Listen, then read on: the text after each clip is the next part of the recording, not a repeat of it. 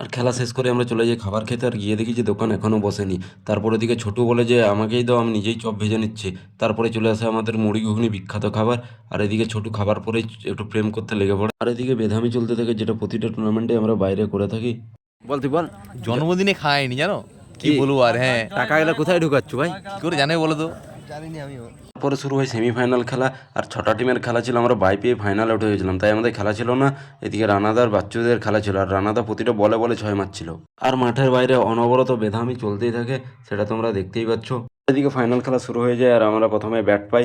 পুনন্দা ও জয় খুব সুন্দর ব্যাট করতে থাকে। আর এদিকে জয় একটা খুব সুন্দর হেলিকপ্টার মারে, কিন্তু তার হেলিকপ্টারে তেল না থাকায় ফিল্ডারের হাতে তা জমা পড়ে যায়। তারপরে ব্যাটিংয়ে যায় আদর্শদা। আর ম্যাচ চলাকালীন মাঠে হাতি বেরিয়ে যায়, যার কারণে দর্শক দুটি ভাগে বিভক্ত হয়ে যায়। যাদের ফুরকি বেশি তারা হাতির দিকে ছুটে, আর যাদের পিছন ফাটে তারা হাতির বিপরীত দিকে ছুটে। তারপর পুনরায় আবার ম্যাচ চালু হয়ে যায়, আর আমরা ফিল্ডিং করতে থাকি। আর এদিকে ছোটু ও রমেশ গোটা টুর্নামেন্টে খুব সুন্দর বল করে।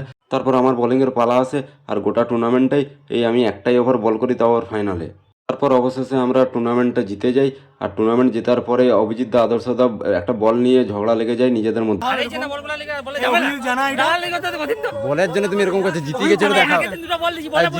জিতে গেছে অভিজিৎ জানা বলের জন্য সামনে একটা বলের জন্য ঝগড়া করছে, এত টাকা খেয়ে বলের জন্য একটা বল। তারপর অবশেষে তাদের বলের ঝামেলা মিটে যায়। তারপর যথারীতি আমরা উইনিং ফটোশ্যুট করি। আর আমার ভিডিওগুলো কেমন লাগে তোমরা অবশ্যই কমেন্টে জানিও। দেখা হচ্ছে পরের ব্লগে।